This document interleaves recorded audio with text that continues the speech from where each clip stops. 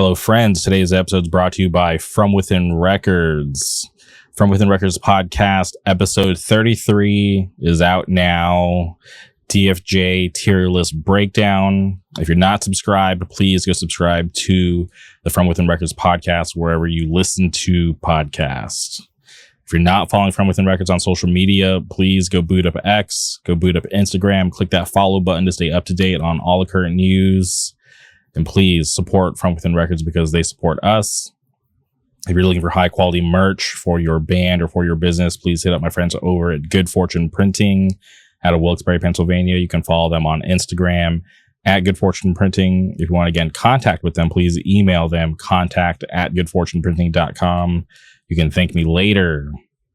Before we get into today's guest, we are weeks away from our trip to Wilkes-Barre, Pennsylvania, and I'm so excited. I cannot wait to see all my friends, eat Jerry's Pizza, go visit Good Fortune Printing. Maybe we can get some footage on the vlog, see what we can make happen. But I'm just so excited to get on an airplane and fly to one of the best places on planet Earth.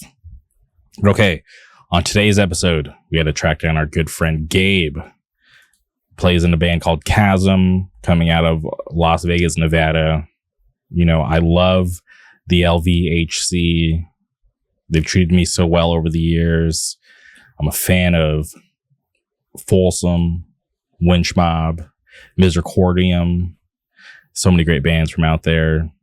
Will Acid Rain ever play a show again? I don't know. Whatever happened to the Atrocity Complex? Somebody please DM me the details now. But I'm very happy to have been able to have Gabe on the podcast. I was dying to talk to him about Magic the Gathering, which is such an awesome card game. Might be the best card game ever created. That is up for debate. Excuse me. I'm thinking of this other card game that I play, and it has a V in it, so that's why I tripped up over that word. But shout out Shadowverse. If you've ever heard of Shadowverse, it's along the same lines as why am I drawing a blank now? What's the World of Warcraft card game? Hold on. Now I gotta look this up because it's gonna bother me if I don't. And I knew a guy who was like a play tester, and he would talk about it because he shopped at the comic book shop that I worked at. Hold on, this is gonna bother me, and I know people are like pulling their hair out screaming. What is it called? Why am I drawing a blank? Bownet. And I tried playing it, but when I see it, it's gonna. What is it called? Okay, now I have to go to the website because this is going to bother me. Hearthstone. There we go. Jeez. I thought I was close in my brain, but I wasn't. Okay, Hearthstone. It's along the same lines of Hearthstone, if you've ever heard of it. But very addicting. Shadowverse basically got me through the pandemic. That's literally all I did is I would go to Disneyland. I would sit in the Abe Lincoln Theater because they would blast the AC, and I would sit in the Abe Lincoln Theater and I would just play Shadowverse nonstop for hours. And the cast members didn't care because I was just in some dark corner playing Shadowverse, minding my own business, enjoying the AC. But I've recently been playing Magic the Gathering Arena, which is fun, addicting, and I'm slowly building a Jeskai control deck. It's not fun because I have to invest money. And now it's just like on a long list of things that I'm investing money in. Like I just completed the Disney's Dreamlight Battle Pass for Mulan. Shout out Mulan. I had to go all out. And then I'm playing Multiverse. You know, they just released Samurai Jack. ZZZ, Zenless, Zone Zero. They just released their first new character, and then a long list of other things I've been putting money into in terms of video games. But Magic the Gathering is awesome, and I'm very happy that I was able to talk to Gabe about it. I'm very happy that he participates. it was very fun to hear about his magic journey. But if you're not familiar with Khasm, they're going on tour next month with Torture. They're constantly touring, which is awesome. They're hitting a bunch of awesome dates. They're playing Louisville with Obituary, which is awesome. They just put out a new record with or through Afira titled Theater of War. If you're not familiar, please hit pause and go boot up your Spotify, Apple Music, Tidal, Bandcamp, YouTube, whatever, and go listen to Theater of War, and then come back here and listen to Gabe and I talk about all things Las Vegas hardcore. It was fun. So please strap in, enjoy this conversation. Without further ado, welcome Gabe to the show.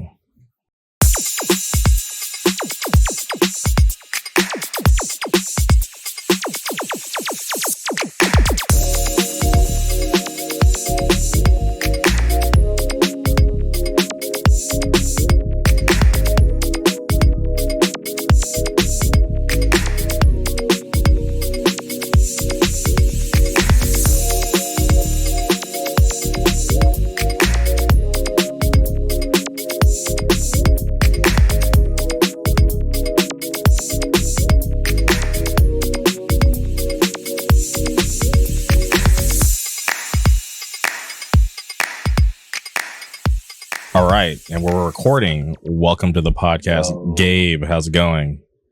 Man, it's going good. Going good. Thank you for having me on.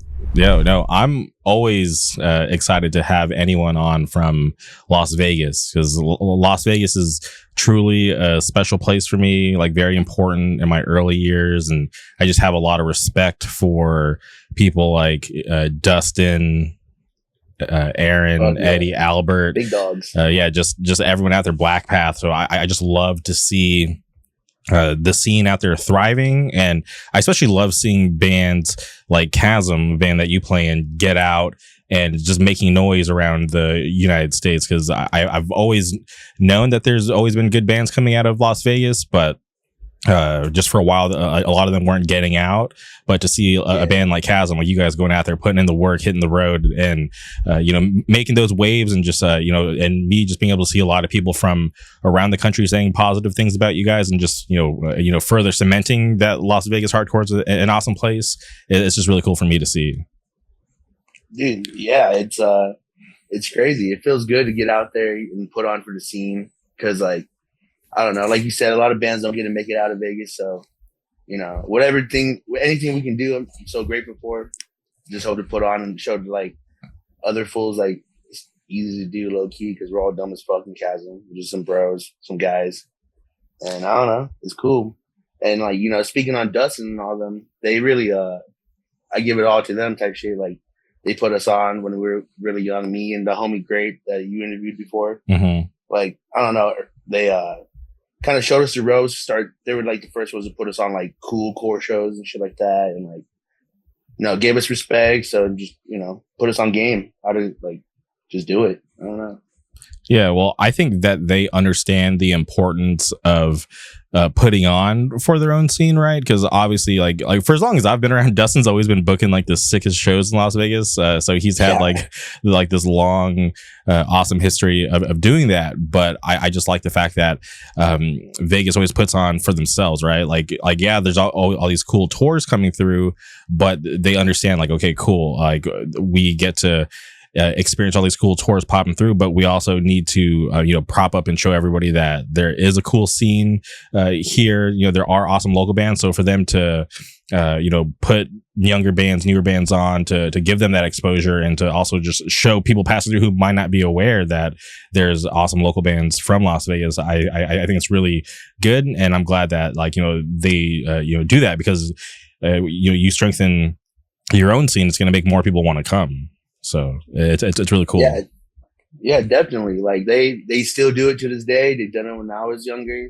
Put my first bands on, just sick ass shows, and like you said, they really understand about putting on, and just the roots of hardcore. Because I don't know, I'm sure they know. I know by now that we're not going to be here forever, and there's young kids every day starting new bands and shit. So just gotta keep it going, the cycle. 100%. Hardcore shit. And I'm curious about you. How did you get your start? And have you always been from Las Vegas? Yeah, like here's the thing. I rep Vegas to the fullest. I'm like 10 minutes away. I live on a reservation, like right outside of Vegas. So I'm right. I can see it from my house. I can look out, see all the strip and shit. But I didn't get to go to school in Vegas or nothing like that because where I was located, because of the reservation. I went out to Indian Springs, Nevada, like fucking, it's like 40 minutes from where I am, more in the desert. So just super fucking trailer park shit. But anyways, even with that shit though, like I had cousins that were rockers and it was they showed me early shit like not so much like hardcore or nothing like that, but they showed me like Metallica and like AC/DC, regular shit. And then I don't know, one day I remember my cousins putting on a Gorilla Biscuits video. It was fucking oh no, the song was like stage, dog, it makes me feel alive. That shit stuck with me. That was cool. Then from there I just liked hardcore for a while. But yeah, it took me a while to find the scene in Vegas just because I was just so out here. Just middle of nowhere shit. Yeah, Aaron took me to a place called Moapa a while back. Yeah. So it's like a similar vibe, but it's like in the other direction, going towards more Utah that way. Okay, interesting. But that's awesome that you're able to find Las Vegas scene, because I honestly feel like it's a hidden gem, right? For people who haven't had a chance to experience it, I just feel like they're missing out. So that's why anytime I'm able to have anyone on, I just I'm like, okay, cool. This is another opportunity for me to help spread the word, because I know people used to like look at, certain cities like, okay, like that's just like a gateway to California. Maybe we'll just like play a random show there and not really have too much expectation. But I feel like just like over the years, like, people are like, no, like that's a destination. Like they have a sick ass scene. Like we need to play there.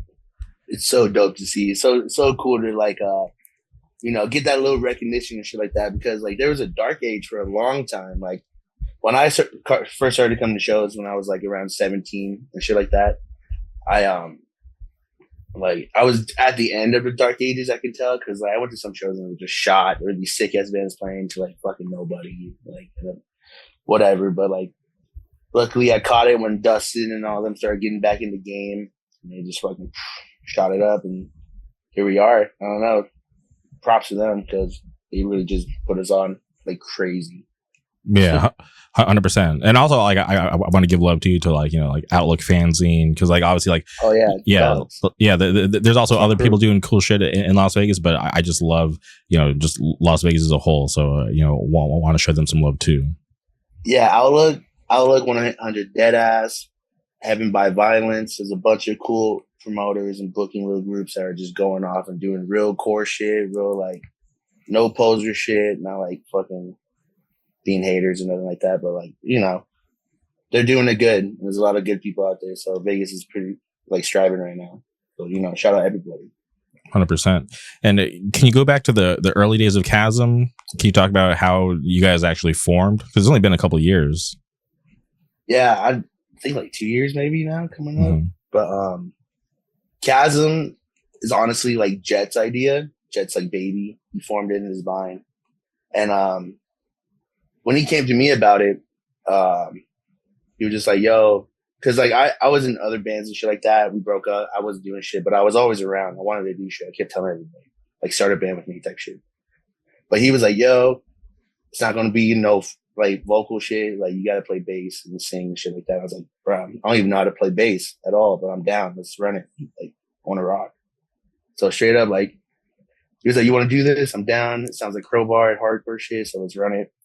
And I don't know, Jet taught me how to play bass for that shit. Like, and we played those show like within like the first 2 months of me learning. It's fucked up. And did you know how to play any instruments before that?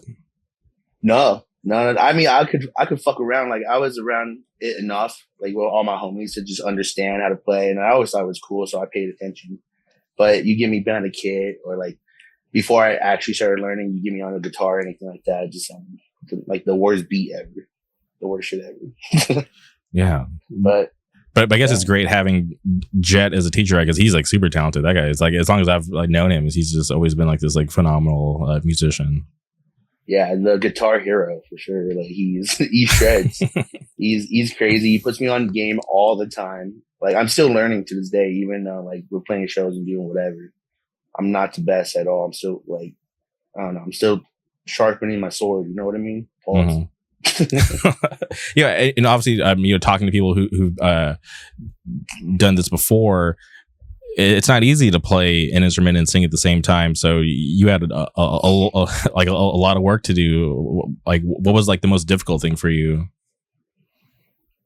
Straight up, that in general is still hard because like it's every day. Like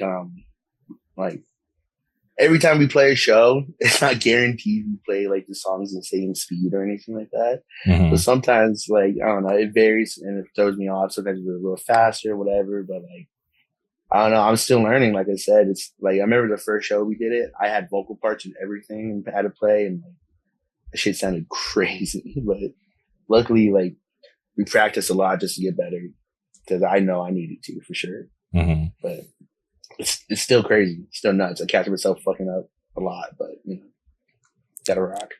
Yeah, well, I feel like that's like the only way you're going to get better, right? Is there's only so much practice you can do, but getting out there in front of like a live audience and doing it for real, like that's where you'll probably pick up on things that you like never would in a practice room. So it's crazy that you're just kind of like learning on the job.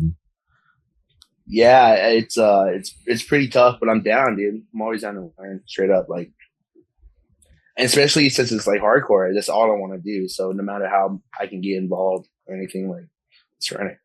Mm-hmm. Yeah, no, I think it's awesome that you're able to, you're out there trying to find people to start new bands with, and when you're presented with an opportunity, you stepped up because it's not easy to learn an instrument. So for you to be that down to be like, all right, I've never done this, like let's figure it out and make it happen. I think it's awesome.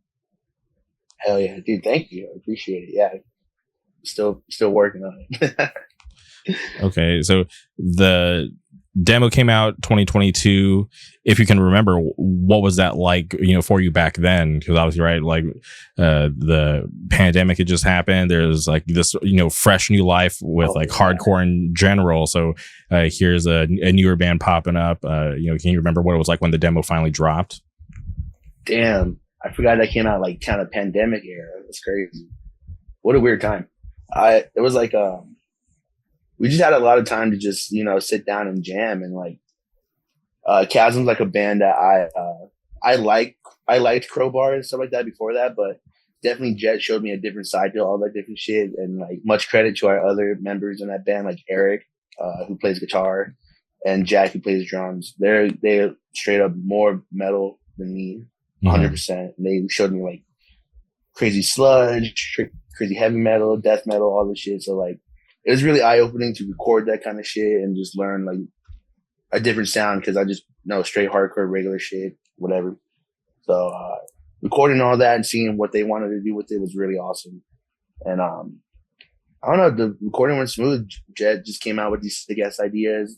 Honestly, that first shit is a lot of him, Eric, and Jack, not really me. I just did vocals and wrote some lyrics and shit. But it was sick, and like I remember it people being stoked and shit like that, but like I don't know, it was funny to see the first show because it was just like a different sound and shit like that. Our first show was pretty funny too. We played with like Hoods, 200 Stab Wounds, Enforced. Like it was a funny little show at the Artifice downtown. It was sick. Yeah, but, that is demo era. Started. Yeah, Crazy Mixed Bill Hoods. It's interesting seeing a band like that still pop up every now and then. And I enjoy the music. I haven't seen him in a long time, but I think it's cool that a band from because they predate me. So for a band like that to still be around and for people to still be rocking with them, I think it's awesome. Yeah, I was pretty stoked. It's sick. Like I remember me, my boy Gabe, and our other homies would just growing up. We would listen to like fucking Pit Beast, King is Dead, all that shit. Shit's so cool. Yeah, I actually saw somebody post today that they're playing with Hoods very soon. So I actually got to probably look in to see if they're stopping by anywhere near me. Yeah, shout out. Khasm even does a Hoods rip. We do the Emo is Dead thing with the brass knuckles. Oh, I did see that on your most recent tour. Yeah, much respect to them, man. Yeah. It's hard. Yeah, I remember loving that t-shirt when I was younger because I thought it was just so cool and so edgy. But it's hard. Yeah, but I still like emo to this day. It's okay. Yeah. I still, yeah, we love that shit. I get down. It was just sick, and like, when we started linking up with the Fire guys and they put out the thing, we did that just for that run on this last one. So I was like, a little funny, try a little joke in there. Yeah. And I actually like that you guys, are playing the style that you are, because obviously, I like that there's not a lot of bands doing what you guys are doing, currently. So it's a nice way to stand out, but also, give back to the people that love that type of music, right? It's something different. So I think it's awesome that in a day where, people want to try to hop on and play the heavier stuff or the more metalcore stuff, just to try to, quick cheat code to get like popular or whatever. I think it's awesome that you guys are able to do what you want and still thrive. Yeah, I'm just grateful people rock with it straight up, because like it's straight up just shit that we want to hear. It's like, I don't know, we ripped off just Kingdom of Sorrow and fucking Crowbar and all the other shit that really just on our sleeves, low key. Like, we just want to hear shit that we wanted to like play, like listen to. I don't know. Mm-hmm. And it came out dope, I guess. Where does the band name come from? Oh shit, I don't even know. That like I said, Jet's mastermind behind this. So he came to me, was just like Khasm, and I was like, yeah. All right. So we just got to go. All right, I'm gonna hit up Jet and we get to the bottom of this. Yeah, I guess I should ask more questions. I'm too down. I don't even know what the fuck it means. It's all good. But I am curious. With the self-titled, you guys put out tapes through Takedown Records. I'm curious how that came about. Again, Masterman Jet. He knew Dylan from prior, from touring on the East Coast. Dylan, who runs Takedown and shit. Mm-hmm. And I don't know. He was just like, I think my homie would be down, and we asked him. He heard it. He loved it, I guess. And that's our boy. He's been down ever since, and like he helped us out with like just a little like couple 5 days, I think, on the East Coast. And I don't know. He was just down from the jump. Shout out Dylan from Takedown and Shackled. Shout out. I'm actually wearing a Shackled hat. It's turned backwards, but rocking Shackled. Shout out, New Jersey. But that's sick. Yeah. When I see that connection, because like obviously I know Khasm, but to see this Las Vegas band link up with my buddy's record label New Jersey, I'm like, I don't know how that happened, but I just think it's awesome to see two bands or a label and a band that I didn't even know knew each other link up and be able to do something cool like that. So I thought that was really cool. Yeah. It's so dope. Like that was like my first time on the East Coast ever because of that shit. So like I'm super grateful for Dylan. Like shout out. Mm-hmm. Went to New York, went to Philly and shit. Crazy. And how did you guys get Stu Folsom on the record? Oh yeah, OG man. Stu was just down. I swear to God, like we would just see Stu around at shows sometimes, and like I'm a younger cat, low key, like so I just know Folsom, and I saw the later years of Spirit World when they were coming back. They did half Spirit World shit and half Folsom set. Mm-hmm. Craziest shit I ever seen, and like. I would see him and he would dap me up and be like, "What's up?" Like, we'd be cool and all that. I think Jet probably knows him a little bit better, but I think he just rocked with Khasm too, and like we just asked him straight up, like, "Yo, we love Folsom. Like, we're deep in the LVHC shit. Like, we'd love to have you on the track." And he was down. He was sick, and it's so cool because his feature is like not what we sent him that we kind of wrote. He just freestyled that whole thing that he did, and it was so dope. That's awesome. Yeah, I love seeing like an older band from Las Vegas, like give back to the newer, younger generation, because to me that just says a lot, because these older bands don't have to, but to me, when the respect is there, it shows that they actually care a lot more about the scene and that they're still paying attention, you know, to be able to do something like that. Yeah, like straight up, like they're still down to the core. Like there's no doubt about it. I remember like before, like the first real conversations I had with Stu, like he would just, I came up and I didn't have money for something on his like board. It was like a zine for Spirit World. And he's like, just take it, dude. Like, I don't care. Yeah, take whatever. He was just super cool and down. And I think he caught my old band play like one of our last shows type shit. I don't know. He was just down. I've always seen him just at shows watching bands. It's like a regular guy. But at the same time, I would be like, yo, that's a dude from Folsom, dog. Like, it's crazy because like, I don't know, I grew up in Vegas, listen to hardcore, and that's like one of your first introductions. Like, you have to listen to Folsom. My diehard, Hammer Lane. Yeah, when I first met the Vegas guys and just you know, asking like, hey, like when's Folsom playing? Because you know, I heard about Folsom through like, you know, local friends out here, and then getting to meet the Vegas guys, like I knew like you know, Dustin, Eddie, Albert, Adam Legs, like, you know, those people. So I didn't get to meet the Folsom guys. So it was always, I was always just kind of like anticipating like, when do I get to see Folsom? And then I remember I think it had been like a Tons of Fun Fest that Dustin booked. I remember we like showed up and they're like, oh hey, like that's Stu from Folsom, and I'm like, that's Stu from Folsom? I had no idea because I didn't know what he looked like. He was rocking his glasses. He just looked like a normal guy.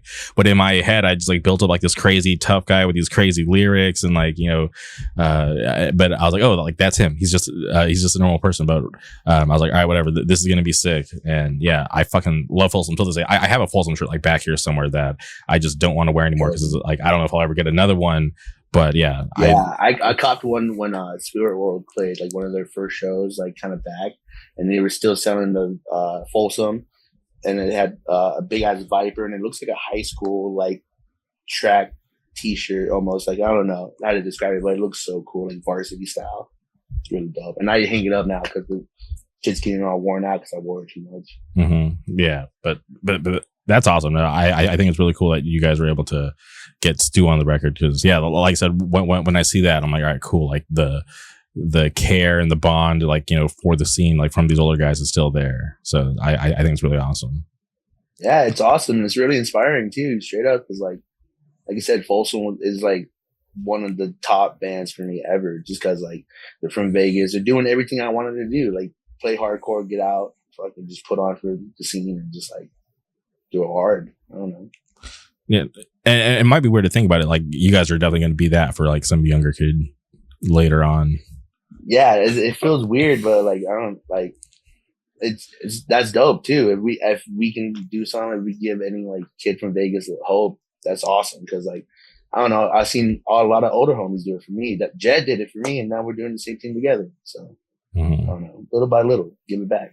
Yeah, and you know, I've always looked at Jet as just like one of those guys who's just like he's always going to be in bands. He's always been in bands since I've known him. So it's just like you know, it's always cool to see him. And I'm never sure like where he's going to be because like, you know, seeing him on Instagram, he's like, you know, oh, he's overseas or he's on Mr. tour again. Worldwide, man, he's everywhere. Yeah. We gotta track him down to do anything with Khasm. That's wild. But it seems like you guys are doing a lot, right? Because you guys just got back from a tour, but then you're about to go out on another tour. Yeah. This year, this little summer thing that we had going on was awesome. We just we did that. It was like 3.5 weeks, but they were all kind of like 3 little tours that kind of just lined up perfectly. Mm-hmm. So we did like a week or like a week and a half with Pull Your Card from LA, the boys, awesome. I love them to death. Every show went off, and like did like 5 days by ourselves up to like Canada. We did some little fest in Canada. It was awesome. Shout out Damage Control Booking or Homegirl Jess. Shout out Jess. And yeah, shout out. And then after that, we linked up with Dose and Jester. For like the sickest tour ever. Went down to like started in Des Moines, went down like East Coast to like fucking Florida and shit. Had an off day in Daytona Beach. Got straight up aquatic in the water. Beautiful. Yeah, those Florida beaches are way better than California beaches. I'm gonna be honest. Oh, I didn't want to say it. But damn, man, it was just like a vibe. The water was perfect and shit. But the first day we went to the beach, we showed up for like 30 minutes and like you look towards the water. It's like a beautiful picture perfect day. And you turn around, look at the coast, like on the beach, of storms coming in out of nowhere. Like 2 different days were happening, and we got rained out within like minutes. Damn. It sucked, but like we went back, we redeemed ourselves. Okay, no, that's good because no, like I've told the story before, but I went to Pensacola to go visit Carter Holmes from Within Records. From Within, shout out. And he was telling us, he's like these are the best beaches on planet Earth, and I was just like, I think you have to say that because you're from here. I was like, dude, I'm from California. Like, there's no way these beaches are better than California. And he's like, just wait. So I'm like, all right, like I kept an open mind, and sure enough, dude, we get to the beach, and like as soon as we start walking on the sand, like there's an immediate difference from the beaches back home. Like these beaches in Pensacola, like the sand was white. I could hear the sand crunching underneath my feet when I'm walking. It was super clean. I didn't have to worry about any weird clean. trash. The water was so blue. Yeah, and then getting to the water, like obviously, like it's a different body of water out there, but yeah, just it was just nice. Like the perfect temperature, wasn't too cold, and oh god, I just loved it out there. It was amazing. It was so dope, man. I straight up wish we had a whole day to the beach. It was so sick. It was so dope. And like we were just like, just slamming a couple beers, kicking back, throwing around a football in the water with all the boys. So such a good vibe. Like that's all I want to do, straight up. Okay, I want to go back to the first leg of this run that you guys did. How did you guys decide to go out with Pull Your Card, and like how did you guys build that relationship with them? Pull Your Card and all of them are just the homies. They would come out and play Vegas a couple times, and I think maybe every time they came out to Vegas we played with them. If not, I saw them every time, and they were just fucking dope. We would just chop it up outside the show and shit like that, and we're just hella cool. Like they became the homies, and we wanted to do this run with a heavy band. We had to do it with someone on this side to make it easier and shit. Mm-hmm. And, I noticed they weren't like. They wanted to do stuff. Joey kept telling me, he was like, we're trying to get out there with this, da. I was like, yo, make this shit happen. Like, if you guys need, I'll fill in for y'all. And I end up like filling in if they needed it. And like, I don't know, we just made it work. And I'm so glad they were down because it was so fun. Like, shout out all of them. Like, crazy guys, funniest dudes I ever met. Yeah, no, I think it's cool to see. Obviously, they're from LA. And I'm from Southern California. I live in Orange County, so LA is not too far from me. But it's cool to see like a band like them get out and play different places that they normally don't play. Yeah, I could be wrong. I don't know. I'm fried most of the time, but I feel like Joey was saying like this might be their first tour that they did, or like in a lot of different spots that they haven't played. So like it was cool that I got to do that with them, see them have fun, see them experience it, and just like have a good time. Yeah. Sick. And even just getting in front of new people, right? Because for as popular as a band could be, you'd be surprised that people are just oblivious and for some reason just don't know. So yeah, to be able to get in front of new people and just get just gain you just getting a new audience that way, I think it's always awesome, and I feel like that's probably the best way to kind of grow as a band is to hit the road and just play new places. Yeah, that's all I've heard from listening to interviews growing up, hearing bands talk about, just getting out there touring is so essential. And like just seeing it for myself, it really is. Cause like, I don't know, we probably wouldn't have been as known maybe if we haven't hit the East Coast, like for at least a couple of days last year, like do little things on the West Coast. Like even just like a couple of days, weekend is like out of town is like pretty crucial. I feel like just to get out, see what's up. Yeah, for sure. Yeah, because like obviously like playing at home is always important, right? You always want to give back to your local scene, but just getting out, just even if you're able just to get to just like the next scene over, just anything helps. Yeah, and it's as easy as that on building connections like that. You play a show in the next town over in LA or whatever, you go to Arizona and just like make friends, and next thing you know, like we can play shows there. Like if they probably offer us some shit, like, you guys want to come back, and vice versa type shit. So it's just good all around. Just get out. And I am also curious about the leg with Dose and Jester. How did that come about? Shout out again, Damage Control, Jess, our homegirl. She got us linked up with Dose on that one because I think she books for them too. Mm-hmm. And she knew that we wanted to get out. She did a little run with earlier this year. We did something with Sledge and Cruelty, or Sledge and then Cruelty, Mm-hmm. and she was out there for a couple of days, and we are hanging out. And she just helped us out with this next round. And it was awesome. Like, I never met any of them before, besides like a couple just on some off days when we were traveling. But it was cool just to link up and just like see what it's like out there. Like, it's pretty cool too, because like we all kind of sounded different on that tour. Like, somehow we sound, Dose is like fucking straight up just hardcore shit, so good.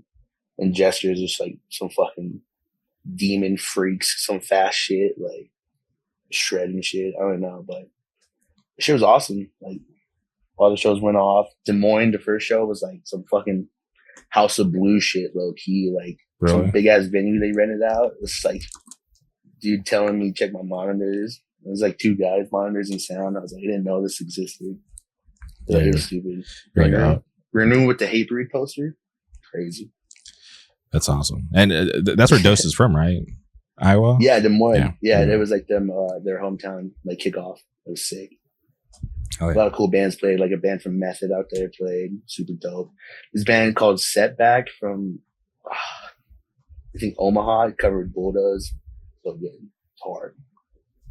Yeah, I think it's a nice treat when you get a tour with bands that all like sonically sound different, right? Because it's just like a little bit for everybody. But for those people out there that like everything, it's like, oh, okay, this is way good. Yeah, you perfectly described right there. Like a little bit of for everybody. And I don't know, I like it all as long as it's heavy and like has mosh parts. I kind of don't care. Like, so it was all awesome. It was sick.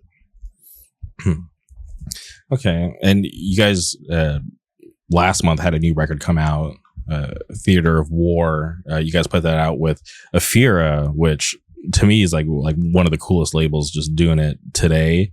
And hands down. When I saw that, I'm like, okay, where's that connection? Like, how did Khasm and Afira link up? There's a couple little connections from that stuff, man. Jay, the homie that plays in Balmora now, he's from Vegas originally, so that we had that connection. We knew him from that, and then Balmora came and played in Vegas like December, I think, right before For the Children in LA. It was like a routing thing. Like a bunch of those bands kind of played Vegas and went over, and we all chalked it up. We met Senti and the rest of the guys from that band, and they were just super dope, and we like clicked instantly. They heard us, like we played our sets, whatever, and I think sometime during the show they were just like, "Yo, like we're down to put that out if you guys need the next stuff." Like, and honestly, I don't even think they heard it yet. They didn't do anything. They just like were like, "Yo, we're down," instantly. So shout out them, straight up, like unity, straight up. Yeah, and also I feel like that speaks to like how important like the live performance is, right? Because like for me, when a band puts out a new record, I'm like, okay, cool, like I can get behind this, but I feel like the true test is like hearing it live. Like, how does it hold up? Like when can they actually like perform it? Yeah. So I think that's wild that you guys all linked up and they saw you guys live and they were just so down just based off what they heard and saw live. Yeah, it's crazy. They trust the process low key, and I'm glad now we have that friendship for life. Like, shout out to them. They're good anytime they come out of Vegas. I love them. Mm-hmm. Yeah, and once again, I feel like it's a good fit. I listen to Khasm.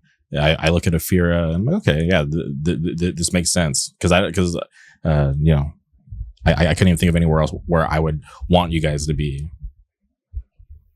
I mean, I'm down for it, man. I love that we're on there. It's such a different, it makes sense. And it's also such a different vibe, I feel like, from a lot of the stuff that they put out. But at the same time, I love all that shit. Like, I love Balmora. Love fucking Nomad. Love, like, Dresser. A lot of shit they put out is so fucking dope. So, yeah. Win-win. I feel like they're a label who's just kind of carved their own path and just kind of do what they want, put out what they want, and just like, somehow just been able to cultivate like just like a really awesome label over like the past couple of years. Yeah. Props to them. They're doing their own thing. They don't give a fuck what people think of them or nothing. Like, what they like, and that's what it's about. So respect and shout out. I'm just thankful for them. Okay, so moving from the self-titled to Theater of War, was it an easier process for you to, like record that record, or were you still, kind of in that stage where like, all right, like I'm still learning, I got to soak up, how to do this? I felt like from the EP and stuff and just playing shows, I got a little more seasoned. I was pretty comfortable and stuff.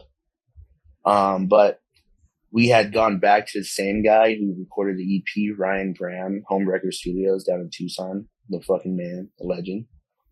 We went down to him again, and it was really cool because it's like we kind of upgraded as a band, and so did he as a producer. We came back, and his place was like fully upgraded, and he was so excited to like just work with us again because he knew the sound. And him and Jet always worked together from his previous project, so like him and Jet had a real like.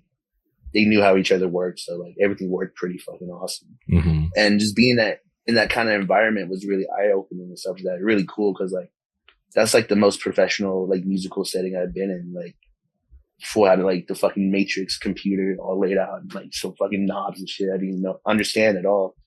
And just seeing like just soaking up game from everybody because like I don't know, like I'm not the best guitar player, so I would watch the homeboys record this shit, see the process that they had to go through. And like seeing Jack go crazy on the drums, bro's a robot.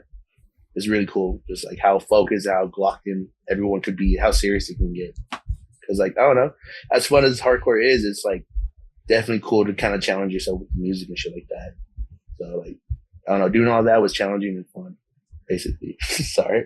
No, I love to hear the insight because for me, hearing that, you picked up the bass, for this band. I'm always curious about the journey because for me, it's like I get to see the finished product, right? Like I don't really get to see the process going into, like creating this awesome music. So I appreciate you being down to talk about it.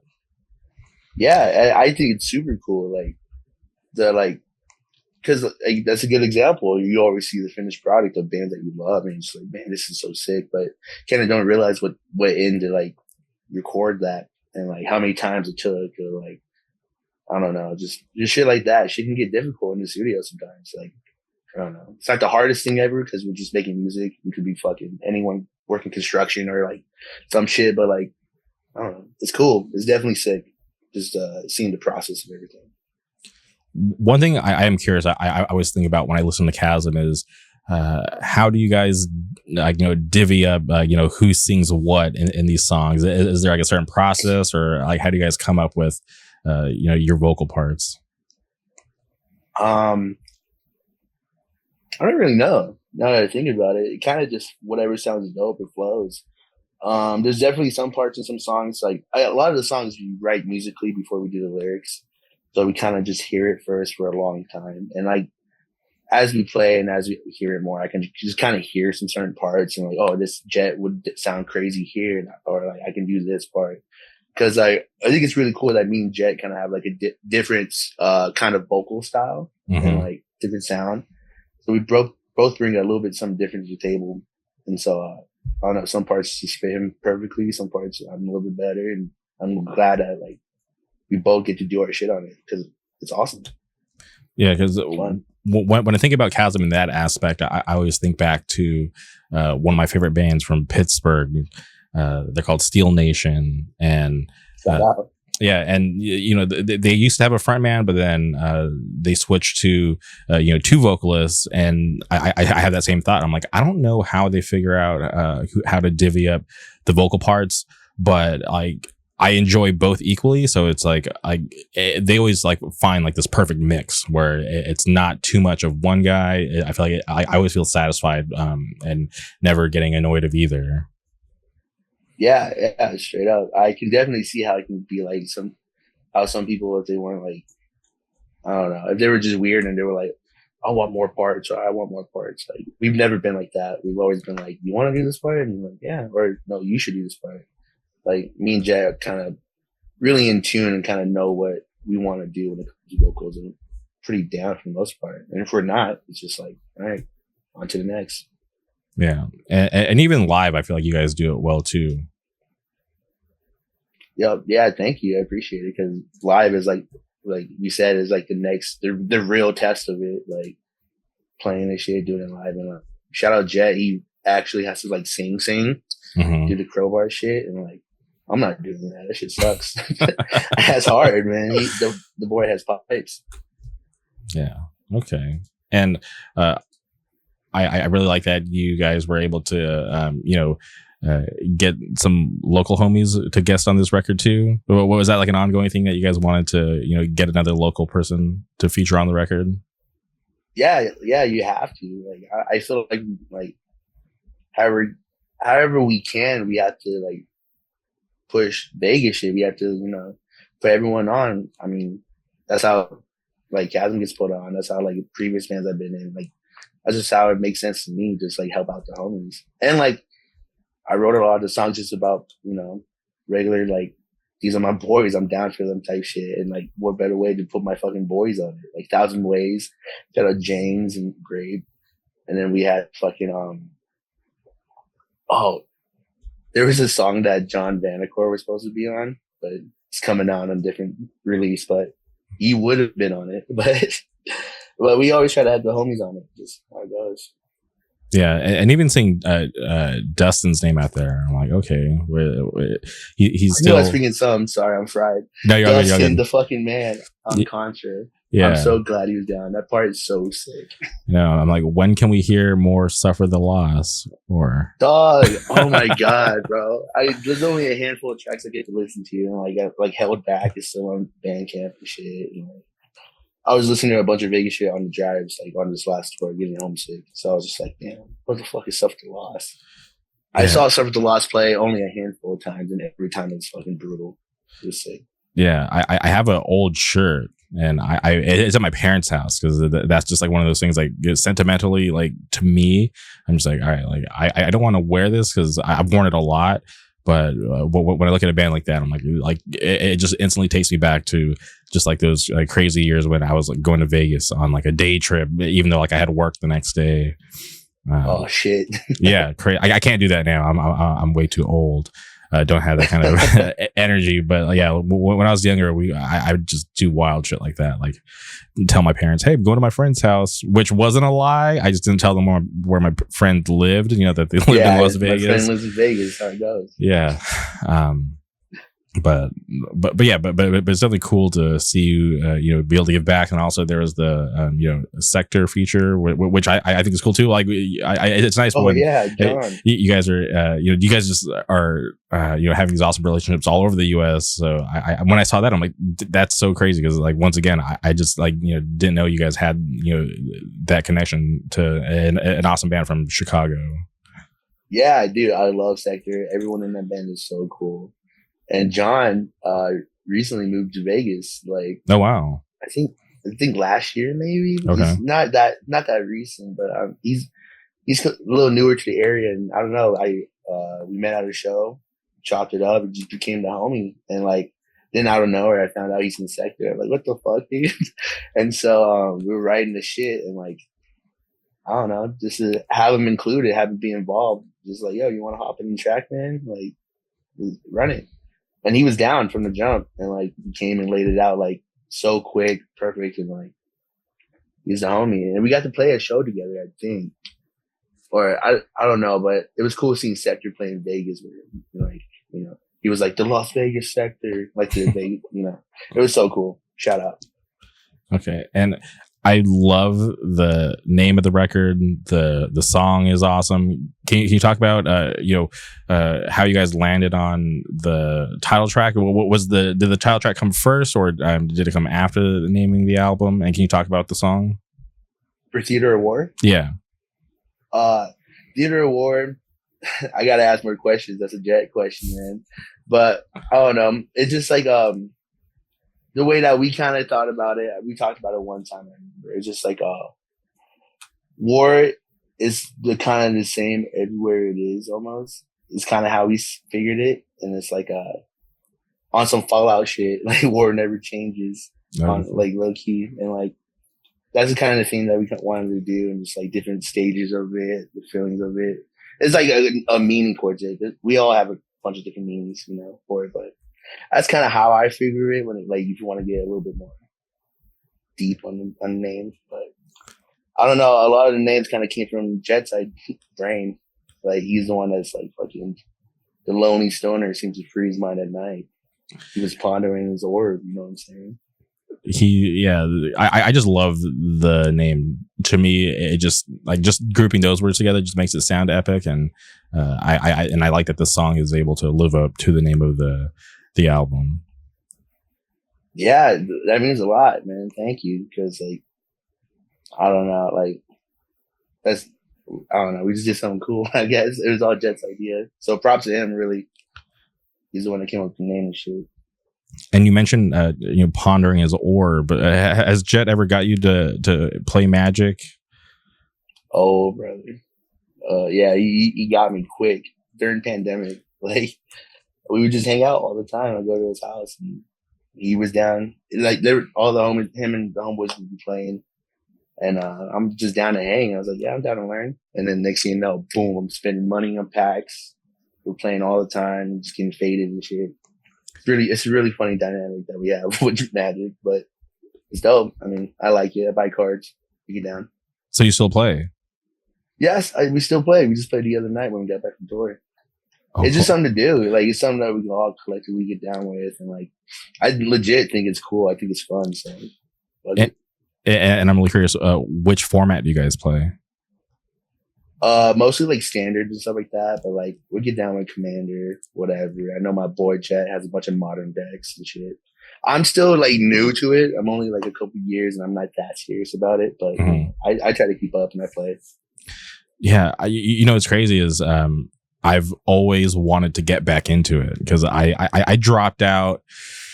Had to been like 2016, because I used to play Modern. I used to run like a Splinter Twin, like Kiki Jiki, like combo deck. But then Splinter Twin got banned, and I was just so devastated. I was like, this is like, this is my deck. Like, this is a Splinter Twin deck. So back then Modern was really expensive. I'm sure it's still expensive to this day, but after that, I just kind of just didn't, because like, that deck I had studied like every matchup at the time. I knew exactly what to do.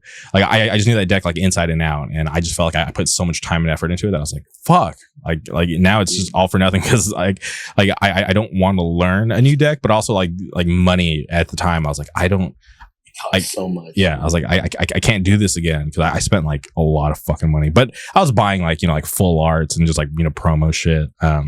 Yeah, flexing a little bit, get the nice shit. Yeah, but also like there was like, I think I had like a commanding jar. I think that was a card. It was like a full art, and then like I remember I was in a tournament and I forgot what the fucking effects were, and oh my god, because it was one of those cards that it had like like 4 different choices that you could do, and I literally just had a brain fart. Just hella text. Yeah, I was like, oh shit. I was like, never mind. Pass.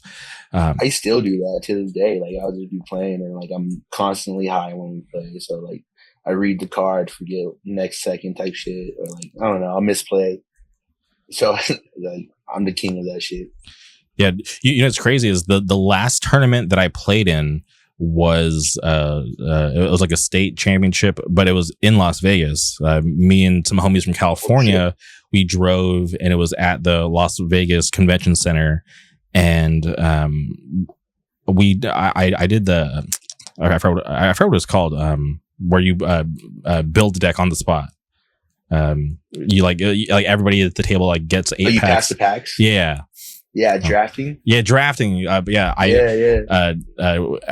entered the drafting tournament, and like leading up to that, like me and all the friends that went, we would go buy like booster packs, and we would just like practice draft so that like we were ready for like whatever we got, and like I got the worst packs, right? I literally got the worst packs, and I had to insta drop because there was nothing that I could build.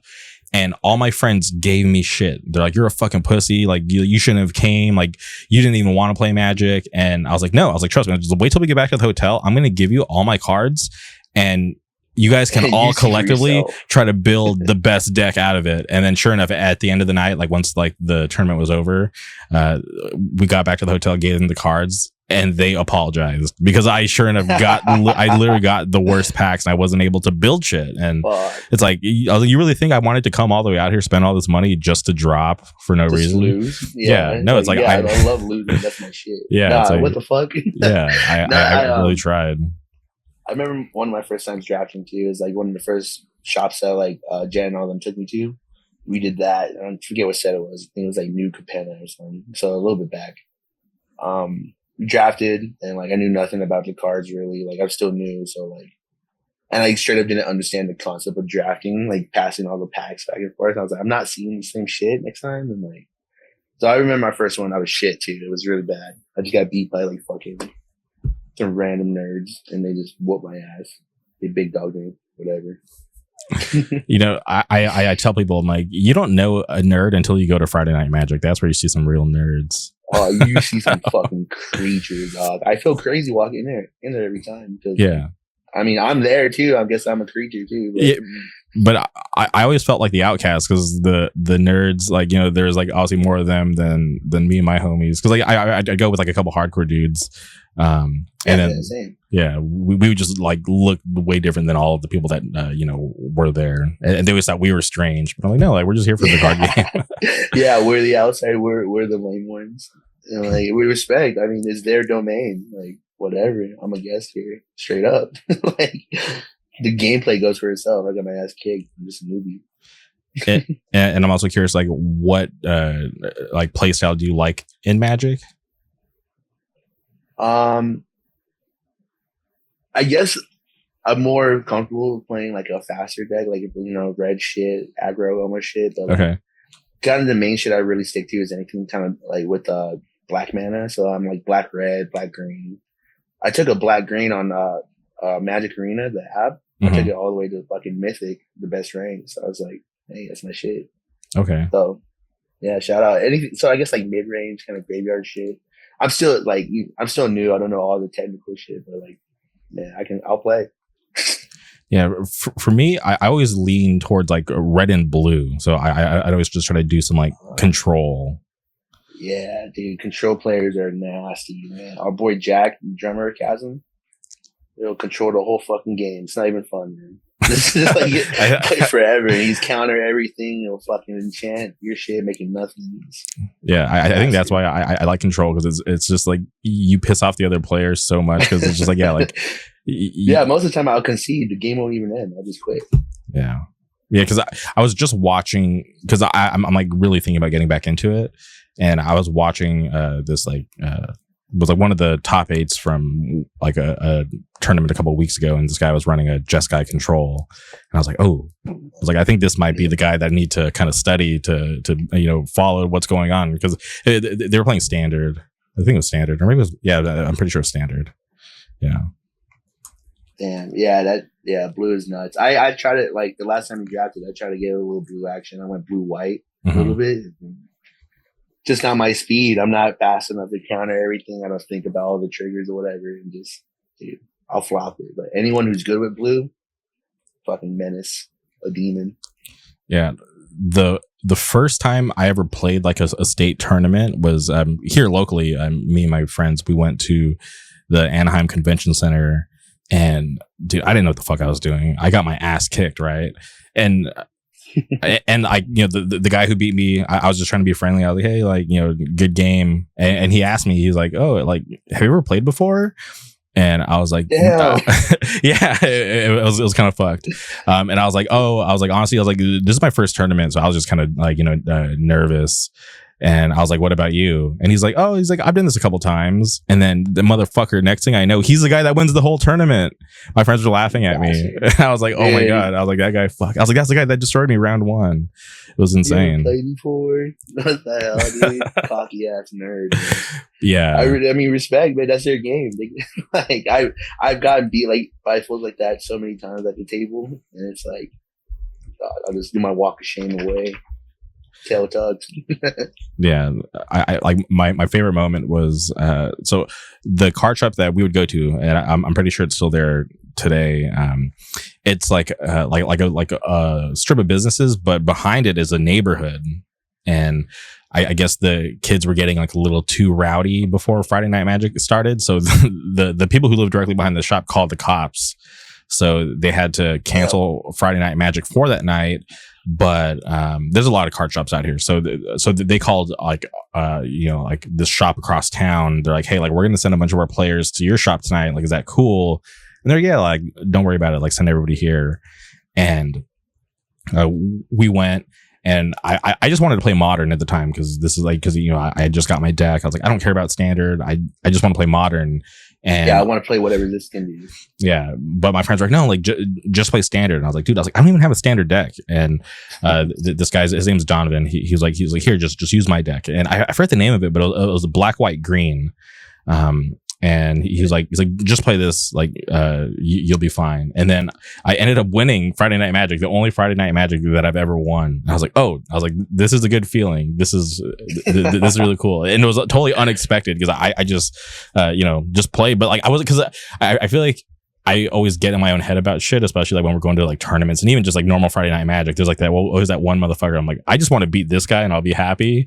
But there's someone that's too cocky all the time. Yeah, but that night I was just like, I had no like intentions of even winning because I was just like I was thinking about modern, but somehow I just sometimes you just get the best draw because sometimes it comes down to just that, right? Like if you get a good opening hand, like that's enough.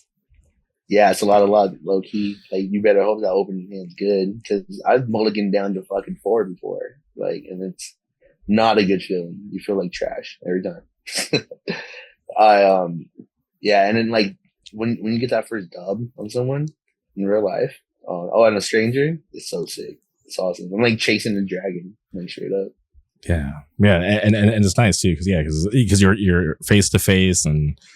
Just to be able to, because to me, like playing a card game, it's like it's like an intellect thing, right? Like you got to outsmart. Mental warfare. Yeah. You got to outsmart your opponent because like obviously it's nice to have the top tier decks, but even you could have like a mid tier deck and still win. It all really comes down to the actual the actual skill of the player. That's one thing that I always like loved about playing Magic. Yeah, that's another dope thing about it too. I love picking up any kind of deck that Jet just makes and brings. Whenever we play at his crib, he'll come and like bust out like fucking 6 decks he's been making or working on. And he's like, "Yo, try them out, let me know," and like just play whatever. And they're all different colors and shit. It's cool. It lets me, see different cards, learn different play styles. Yeah, no, for sure. And I feel like that's one thing that I really like too. Like, even though like I always gravitated towards like red and blue, I always like to watch the decks that I would like lose against, or even like the stuff that I didn't really care about, just to just gain that knowledge and just try to understand. Because like obviously like I would go like a lot of the times I would go like 0-2 and just go watch my friends play because they were better than me at the time. So like I would go and like hover over their matches and I would take notes of like certain moves, like, okay, like why did you do this here? Because in my mind this is like the route that I would have gone. And then to hear them break it down and have things make way more sense when I thought I had it all figured out, I'm like, okay, this is awesome. Like I loved just seeing it from and hearing it from like the different perspectives. Yeah, straight up. Like, again, going back to my sensei Jet, he's the one that shows me everything, I guess. But whenever he breaks down like any kind of Magic shit, showing me like a new combo or something, or like explains why this card works with this, whatever, I'm just there downloading all the information. It's fucking, because I hate losing. Like, straight up, I'm a sore loser sometimes. So like, no matter what it is, I'm gonna get competitive. So like, I'm in it to win it. That's awesome. Well, I'm really glad that really glad to hear that Jet is still into Magic, because he's somebody also that I've known for as long as I've known him. He's been into Magic, but to hear that you guys all play it, I think that's really sick. Yeah, I mean, I think it's sick too. Like, yeah, as much as nerdy as it is, but it's like, I don't know, it's something to do with my boys, and we can all get down. It's cool. And like, honestly, like a lot of the art on the Magic cards is fucking sick. It's dope. It's like some death metal shit a lot of the time. And like knowing some artists do the same thing and like actual death metal like album covers and shit like that, like you can just see it. A lot of shit's dope. So I'll just sit there high as fuck looking at cards all day. Yeah, no, it's so sick to just see some of the details. But I like when you're so in love with the card, but then you see like an like alt art of it, and it's even cooler. And you're just like, okay, like I thought, it's like I thought I loved this card, but no, I actually love this card like way more than I thought. Yeah, straight up, I do. That's so crazy because I didn't like for a while. I didn't realize like alternate arts like that came out. So like definitely been on that with like Shieldred and shit like that, like certain cards. So dope. It's awesome. Anybody listening, if you're not interested in the Magic, go check it out. It's one of the coolest card games ever. It's so sick. Yeah, it's dope. It passes the time. It's fucking. I don't know. I'm trying to get down, get a little nerdy. Fuck it. Okay, September. You guys are going back out on the road with Torture. Can you talk about how this came together? Fuck, I don't even know. Like, actually, that's why. No, exactly. Our boy, so Jet touring and like being with Vomit Force and stuff like that. He made friends with the homie Zach with Nothing Stronger Booking, and like Zach's been down. He loves Khasm. We love him type shit. He's our homie. And he just started helping us book shit. He's like, you guys need anything, I guess, like let me know. And somehow he came through on this and like the sickest shit that we're probably gonna do for a minute. Like that shit's awesome. Torture is crazy. You just keep seeing all the videos we've been playing recently, like a Sound Fury. Fucking nuts, man. And that album is fucking crazy. It's heavy as fuck. Like, I don't know. I'm just glad it came together. And there's some fucking shows on that are nuts. Like one of the shows we're playing with Obituary. Like what the fuck? Yeah, in Louisville. Yeah, like what? Like I have no words. I can't even explain that shit. Like I just gotta see it to believe it. It seems like a dream. That's a crazy band to play with. Like some fucking first metal, death metal shit. Like you started listening to, I feel like. So I was like, fuck it, let's go. Yeah, no, yeah, they're fucking huge, and I love that they're down to play with bands like Torture and you guys, and then they just played at LTB earlier this year. So yeah, that's sick that you guys get to play with them. Yeah, crazy. They're down for the core. Shout out. But yeah, the Torture run, dude, it's gonna be awesome. Like I just can't wait to get back on the road and like knowing that Torture seems pretty down. They seem fucking stoked about us too. It just fucking means a lot. So fucking down to put on for the city again. Fucking. Yeah, get out there. Yeah, and I saw that you guys are playing at the skate park in Tampa, which is another like legendary spot. Oh yeah, sick. I didn't even know about that. Some skate park shit.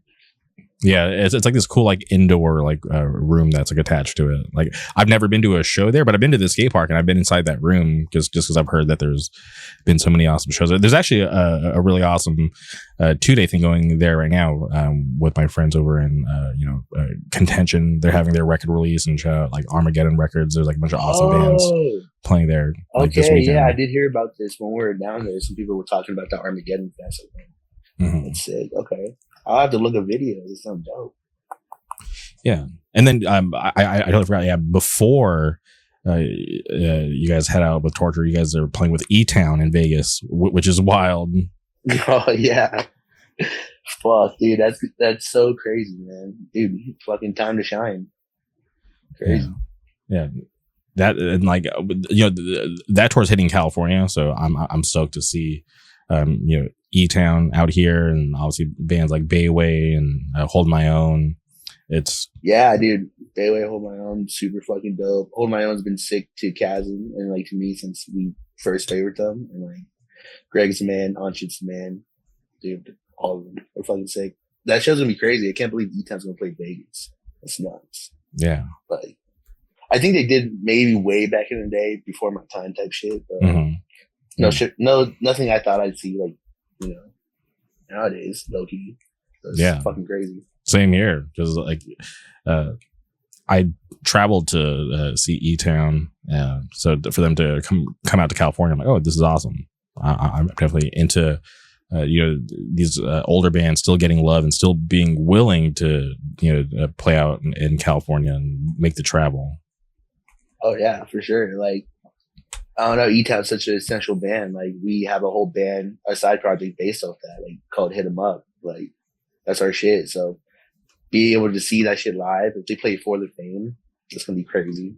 Like, I love B-Town. It's gonna be nuts. And Bayway, I saw them once in LA when our other band in prison played the Armageddon Fest, I think it was called.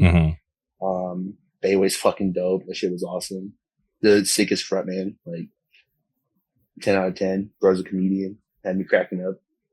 J-Way, yeah, shout out J-Way. He's a great dude. I love to see also like a band like Bayway, right? They're all about New Jersey. They're all about their scene, and they're heavily influenced by their scene. So for them to be able to get love and travel out too, like that's the kind of stuff that I love to see, is just people who are proud of where they're from, write good music, and just get out and just kind of spread the word.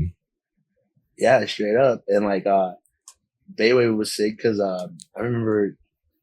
Yeah, I think they were on Takedown too. I think that's how I heard of them. Like one of their first releases was Takedown, so got love from them for that too. 100%. So the tours in September with Torture. Do you guys have big plans after that, or are you guys going to take a break? I think we're trying to write more music like as soon as we get done with that. Straight up, like I know Jet has ideas. I have ideas already. Like. We're just fucking doing whatever we got to do to keep it moving. But right now, not really nothing. Like no shows or nothing. Okay.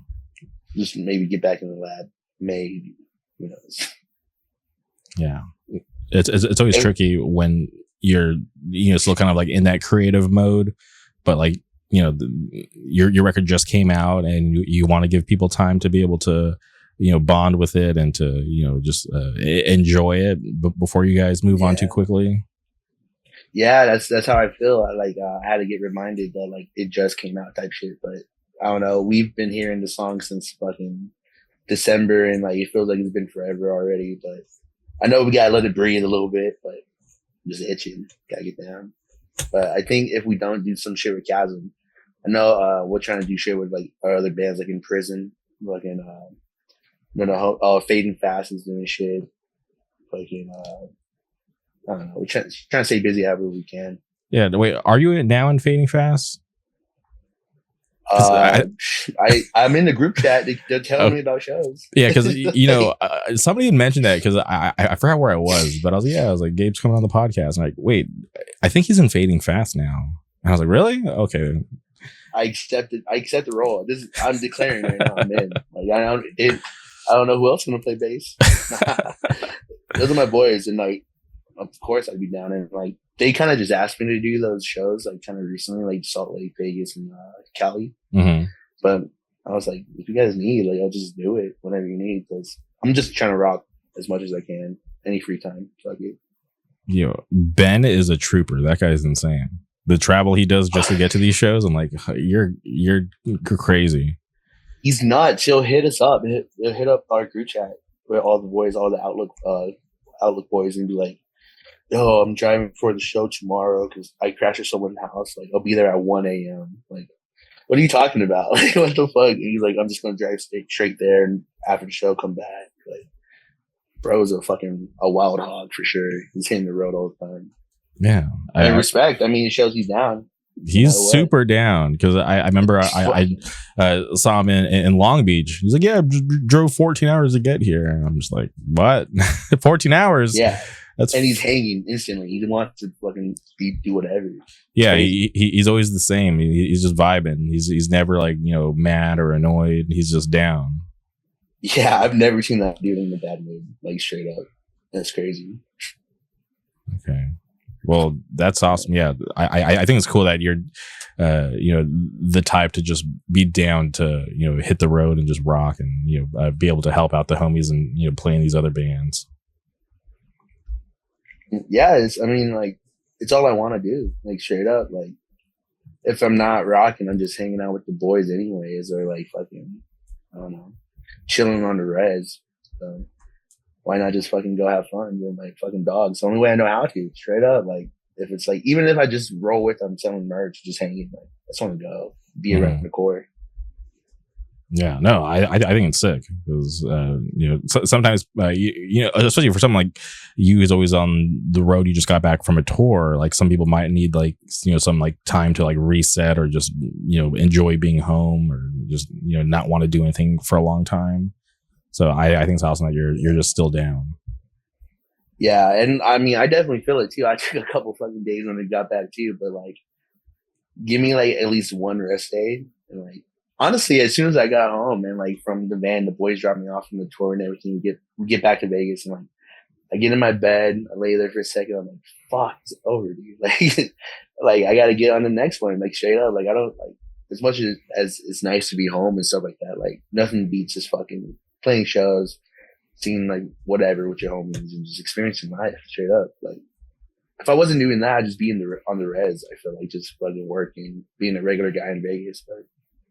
I don't know. I'm really grateful to be able to do this while I'm young too. I know a lot of people, unfortunately, don't get to do shit like that. So, and like times are crazy in the world. So, try to take it in as much as I can. And you say young. How old are you? 25. Oh wow, you are young. Okay, hell yeah. Yeah, I mean, I kind of don't feel like it. I don't know, but I don't know. I just no, I gotta take it in while I can. Mm-hmm. Yeah, no, and it's really awesome too to be able to, be able to produce music that people want to hear, so you're able to get those opportunities, right? Because like people start bands and they don't always make it. So I think it's awesome that you guys have just been able to have this nice, wave of success like over the past like 2 years with everything that you guys have done, and to just be able to see you guys do cool tours and even like the Torture one coming up. I think that's going to be really good for you guys. I think it's really awesome. Yeah, like I couldn't be more grateful. Like for me, speaking for the rest of the boys too, like it's amazing, it's awesome, and like I don't know, it's cool to put on for Vegas. Like you said, like there's so much talent and so much fucking good people, good hardcore people down here in Vegas, but like for some reason it's hard for some people to get out. Like I don't know, we had dark ages for a little bit, so you know how it goes. But it's cool that we can help with the projection that OVHC is just going right now. Anything we can do. Yeah, there's like bands that I think about, like man, like I wish Acid Rain was like still around. Oh yeah, dude, I do love Acid Rain. Yeah, like Danny Murphy. That band was so like I didn't even know anybody in the band. I remember the last time I saw them, I was at I went to like a house show. Like I was like they played inside somebody's house, and I was like, who would allow this? This is insane, because it wasn't like they're so. Because like okay, like I can understand like an East Side Joe situation, but like this was like in a nice like neighborhood. We had to like go around back. There was like a pool in the backyard, and I was like, where the fuck are we? This is crazy. Oh, was that kind of like a couple years back, almost pandemic? No, it was before that, if I'm being honest. So, like way before that, because I'm trying to remember who else played. Because all I know is that I was like, honestly, like I was like, I just really care about Acid Rain. That's how I was like all I was stoked for. But I cannot remember who else played. Close Combat played, maybe. Yeah. Okay. Yeah. No. I think they did play that. Yeah. I think I know what show you're talking about, because the pool was essential because there was no room. And I remember people falling in at one point. It's crazy. But yeah. Dude, Acid Rain's awesome. Danny Murphy, the singer, plays in Fading Fast too. He's a guitar. Shout out Danny Murphy. Yeah. He's still down for chord. Yeah, and then even if like when I go way back, I think about bands like Winch Mob. In it to win it. I'm friends with Brad Winch on Instagram, and I hit him up like it was just like probably years ago. I'm like, yo, like what's up with that Winch Mob reunion? And he said it could happen, so I'm like hitting up Aaron like, yo, like what's the vibe? Like we gotta try to make this work, because that was a band that I met in California, and I was just a young kid who just knew the words because I listened to music on MySpace, but they were just so down because they're like, oh cool, like this guy likes our music, like they weren't ever too cool, Sick. Yeah, unfortunately I never got to meet them, never got to see them. It's kind of before my time shit, but like yeah, of course I listen to the music. I think it's hard, and so any kind of Vegas shit, like some local shit, I know everyone was big on that, so like I want to see it for myself. Yeah, and even like, you know, like I've had Nick Pitaro from Misericordium on here. That's like another band that I fucking love. And like there's a band called The Atrocity Complex. I don't know if you ever got into them. Oh, I have heard of that. I've heard of that. I think Aaron told me about that shit. Okay, yeah. Damn. I remember Aaron used to play in a band. He probably doesn't want me to talk about it, but I'm trying to think of the name now. But you told me about this shit before. I think he played drums, maybe. No, he played bass. He played bass. Bass, okay. Yeah, he played bass. Yeah, that's funny. I think one time he gave us like drum shit to use. One time, he's like cymbals, so he just has music shit everywhere. Yeah, that's crazy. Yeah, and you know, like Vegas has always been cool and always been good to me. So even just going out there, right? Because like, you know, I only knew like a handful of people, but even going there, then just meeting like the other local people, it was just always like a cool getaway from home, right? Because and even like I said, like it was so important in my early years because I was just in Southern California hardcore. Like that's all I knew. So they were like the first friends that we made like out of state, like, you know, 4 hours away, but still like that's like a big enough difference to be like, holy shit, like they're living in like a whole different place than us. Like this is crazy. It's a whole different environment. It's like you're out of bounds, and like I don't know, it's that kind of connection you make with people outside in different scenes is real. Like I know that 100% because like I remember my first time going out to shows outside of Vegas and shit, and just like I've met people from that first show. Like my old man played like Shea Cafe and like stuff like that way back in the day. Not way back in the day. It's like fucking 2018 or something. But we played it. And, like I still have friends from that era of my life, and so that shit's cool to me. I totally understand. Yeah, it's important. Yeah, and like I said, that's why like I always want to show love because I don't know where I would be if I didn't meet those guys and have those kinds of experiences because like they're still around, right? And that says a lot because there's so many people that I've known in hardcore that aren't, right? And those guys like 100%. I met in, like those guys I met in my early days, like they've known me since I was like a teenager, right? And I'm like pushing 36 this year, so like it's awesome. So that's why like when I see them just do anything, and I just always want to show love because it's just like they're people that I know that are really down for the core, but also like they're just good people too, right? Like they've never done anything weird towards me. They've always shown me love.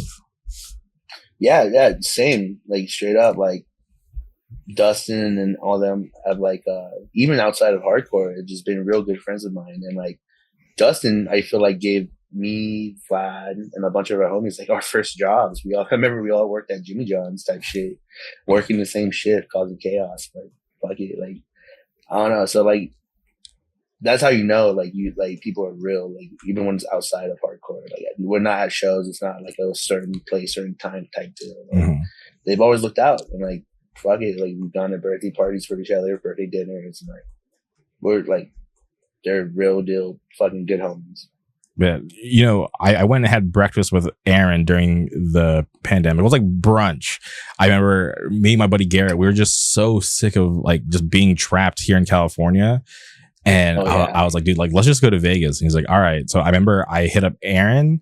I was like, yo, like, you got any plans today? And he's just like, no, what's up? And I'm like, all right, like let's go eat a Cracker Barrel. And he's like, all right, I'm down. Like, no questions, not even like why you're in town or like, what are you doing? He's just like, I'm down. So we fucking down, yeah. So we just drove out, hit the Cracker Barrel, and it was just so random. We just ate. Cool. See you later. Have a good day. And we just drove back to California. Dude, it was awesome. Like me, Aaron, Albert, and we hung out a good amount during the pandemic because like there was nothing to do. We'd go see movies all the time and shit like that. And I think I remember you talking about this on another episode, like standing like parking spots away, shit like that, because we did the same thing. And so you said that, I just pictured it right in front of the AMC, us doing the same shit. Yeah, that's awesome. I fucking love Vegas. Yeah, a bunch of good people like and like fucking Outlook too. Like Black Path is huge. I want like you got to give credit to Outlook too. Like those guys have showed me so much love and like helped me like understand like you can get involved in hardcore other than going to shows and moshing and shit like that. It showed me the musical side, showed me the zine side of shit, and just like more like a little bit more DIY shit because like John Vanacore is the brains behind it, and like he books like just like there's like he just books like the smaller shows, not smaller shows like fucking not like they're bad bands or anything like that, but like I don't know, like we're doing Cedar Paint in like a pizza shop in a couple months. Like we're doing those type of shows. It's so sick. So I don't know. Much love to them too. And you know what's crazy is, and I don't think I've ever told this story on the podcast, but the first time I ever saw Fury, right? Fury is a local band from here in Orange County. The first time I ever saw Fury was at like this vegan coffee shop in Las Vegas. And yeah, was it? I think it was called Rockin' Java. Does that sound familiar? I think I think that was the vibe.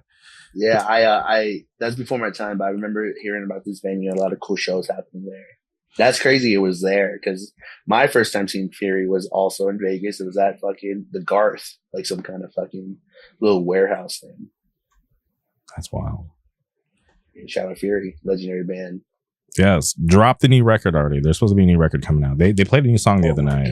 There's supposed to be a new record. And I'm just waiting patiently because I'm a huge fan of that band. I obviously not only because that they're from here, but because like I just think for me they came at such like a pivotal time because like I just moved to Orange County and I was getting into them, and the people. Okay. The people that I was like hanging around with, they were acting like they were too cool to get into like newer bands, especially like a newer local band. But I was just like, I don't really rock with that. And I was like, these guys are so sick, and like like I'm just gonna do my thing and support them.